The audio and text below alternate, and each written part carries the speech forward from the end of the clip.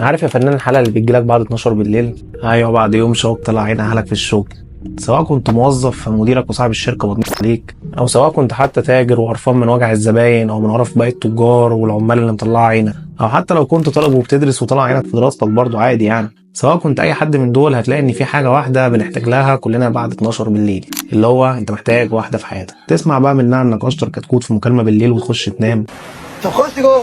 انت مش عايز ترغي معاها، انت مش قادر اصلا تتكلم، بس انت عايز تسمع انك باشا البلد، باشا العالم، باشا الكون، وتنام بعدها عادي، مع انك قد الشحط اصلا وشغل داير على المصلحه، وتلم الناقص على المعاطر والجدع قبل كاش. يعني انت ب100 راجل اصلا يا فنان، بس في الاخر محتاج حنيه وطبطبه، لانك انسان في الاول وفي الاخر برضه.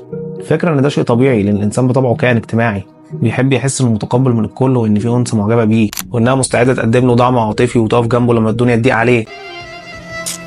خير خير. لان ده بيقلل عنده التوتر والقلق، وبيحسسه ان في حد بيثق فيه وبيثق في القرارات اللي هو بياخدها، حتى لو كانت القرارات دي من الزباله وبيفكر فيها من طيب. لكن هو محتاج واحده تقول له دوس وانا معاك، انت ما بتعملش حاجه غلط. وحتى لو انا اقرع محتاجه تدعمني وتقول لي بموت في الشعر السيوي.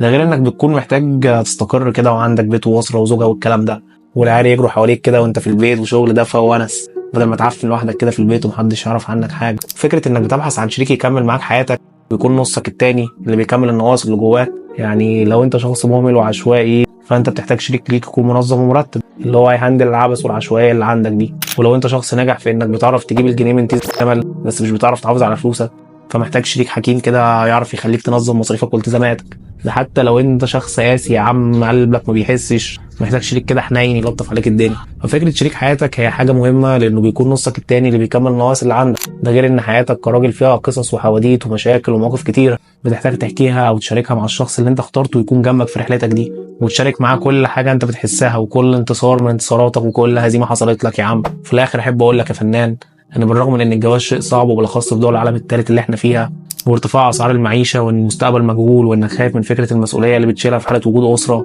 لكن هي دي سنه الحياه، ما ينفعش تعيش لوحدك. حتى لو كنت شخص بيحب الهدوء والراحه، لكن محتاج حد تشارك معاه الهدوء والراحه دول اصلا يا فنان. يلا سلام.